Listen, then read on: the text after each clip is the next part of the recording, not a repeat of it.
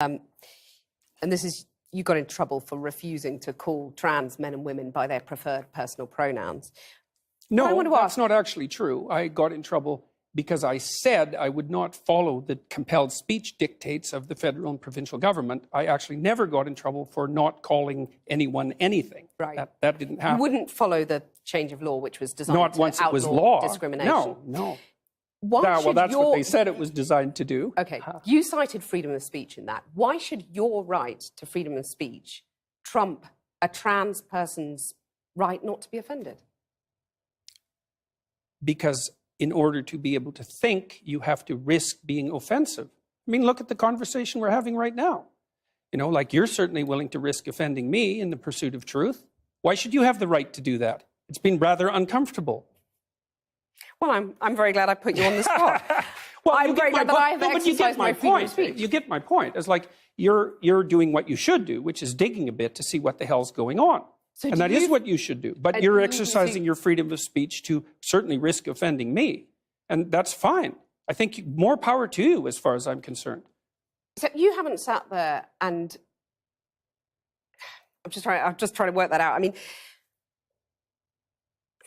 Ha, gotcha. You have got me. You have got me. I'm trying to work that through in my head. Yeah. It took a while. It did, yeah. It took a while. You have voluntarily come into the studio and agreed to be questioned. Mm-hmm. A trans person in your class has come to your class and said they want to be called That's she. Never happened. And I would call them she. So you would. So you've kind of changed your tune on that. No. I said that right from the beginning. What I said at the beginning was that I was not going to cede the linguistic territory to radical leftists, regardless of whether or not it was put in law. That's what I said. And then the people who came after me said, oh, you must be transphobic and you'd mistreat a student in your class. It's like, I never mistreated a student in my class. I'm not transphobic, and that isn't what I said. Well, except you've also called trans campaigners authoritarian, haven't you? I mean, isn't that grossly... Well, only in the broader context of my claims that radical leftist ideologues are authoritarian, yes, which they are. You're saying someone who's trying to work out their gender identity, who may well have struggled with that, had quite a tough time over the years. With it, yeah. You're comparing them with, Chairman Mao, who saw the deaths of millions of people. Well, even if the activists, they're trans people too. They have a right to say these things. Yeah, but they don't have a right to speak for their whole community. To compare them to Chairman Mao or... Pinochet, Augusto Pinochet. I mean, this is grossly insensitive. I didn't compare them to Pinochet. Well, I did compare them to He was an authoritarian. He's a right-winger, though. I was comparing them to the left-wing totalitarians. Okay. And I do believe they are left-wing totalitarians. Under Mao, millions of people died. Right. I mean, there's no comparison between Mao and a trans activist, is there? Why not? Because trans activists aren't killing millions of people? The philosophy that's guiding their utterances is the same philosophy. The consequences are... Not yet. You're saying that trans activists could lead to the deaths of millions of people? No, I'm saying that the philosophy that drives their utterances is the same philosophy that already has driven us to the deaths of millions of people. Okay, tell us how that philosophy is in any way comparable. Sure, that's no problem. The first thing is that the philosophy presumes that group identity is paramount. That's the fundamental philosophy that drove the Soviet Union and Maoist China. And it's the fundamental philosophy of the left-wing activists. It's identity politics. It doesn't matter who you are as an individual. It matters who you are in terms of your group identity. You're just saying these things, though, to provoke, aren't you? I mean, you are a provocateur. I never say anything. You're like anything. the alt-right that you hate to be compared to. You want to stir things up. I'm only a provocateur insofar as when I say what I believe to be true, it's provocative. I don't provoke. Maybe for humor, you don't set out to now provoke. And then. I'm not interested in provoking. But what about the thing about, fighting and the lobster? Tell us about the lobster. Well, that's quite a segue. Well, the first chapter I have in my book is called Stand Up Straight with Your Shoulders Back. And it's an injunction to be combative, not least to further your career, let's say, but also to adopt a stance of ready engagement with the world and to reflect that in your posture. And the reason that I write about lobsters is because there's this idea that hierarchical structures are a sociological construct of the Western patriarchy. And that is so untrue that it's almost unbelievable. And I use the lobster as an example because the lobster, we divulged from lobsters in evolutionary history about 350 million years ago, common ancestor.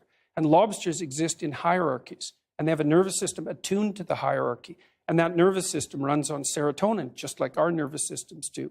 And the nervous system of the lobster and of the human being is so similar that antidepressants work on lobsters. And it's part of my attempt to demonstrate that the idea of hierarchy has absolutely nothing to do with sociocultural construction, which it doesn't. Let me just get this straight. You're saying that we should organize our societies along the lines of the lobsters? I'm saying that it's inevitable that there will be continuity in the way that animals and human beings organize their structures. It's absolutely inevitable. And there is 1/3 of a billion years of evolutionary history behind that.